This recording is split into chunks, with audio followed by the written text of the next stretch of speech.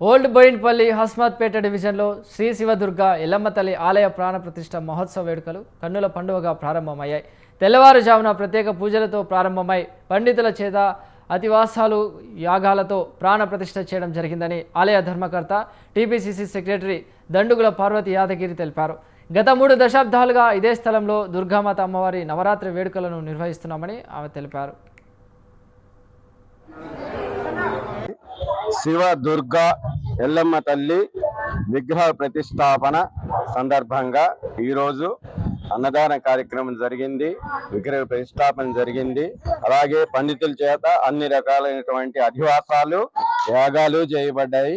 అందరూ కూడా దయచేసి వచ్చి వీటన్నిటిని కూడా దర్శించుకోవాల్సిందిగా ప్రార్థన. చాలా బ్రహ్మాండమైన రోజు. ఎందుకంటే ఇవాళ సరస్వతి పూర్వం మన పీఠాధిపతి వారిచే మా టెంపుల్ ప్రతిష్టాపన జరిగింది.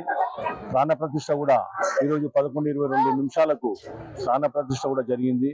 నిజంగా కూడా మాది అదృష్టం, ఇక్కడ ఉన్న స్థానికులు, ఇక్కడ హస్మత్పేట బోయినపల్లి వాసులు అందరూ అదృష్టంగా నేను భావిస్తాను. ఎందుకంటే ఇక్కడ ఇంత మంచి ఆలయం వచ్చిందంటే దీని అందరూ కూడా ఆలయం కట్టేంత వరకు నా బాధ్యత నేను తీసుకున్నా.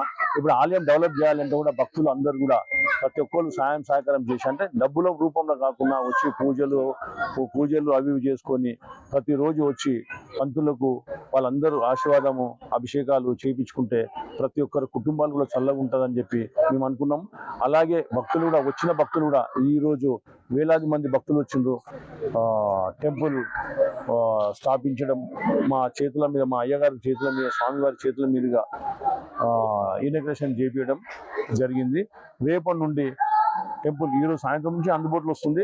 రేపటి నుంచి భక్తులు కూడా అధిక సంఖ్యలో వచ్చి అమ్మవారి ఆశీర్వాదం తీసుకోవాలి, అయ్యగారి ఆశీర్వాదం తీసుకోవాలని నేను మనస్ఫూర్తిగా కోరుకుంటున్నాను.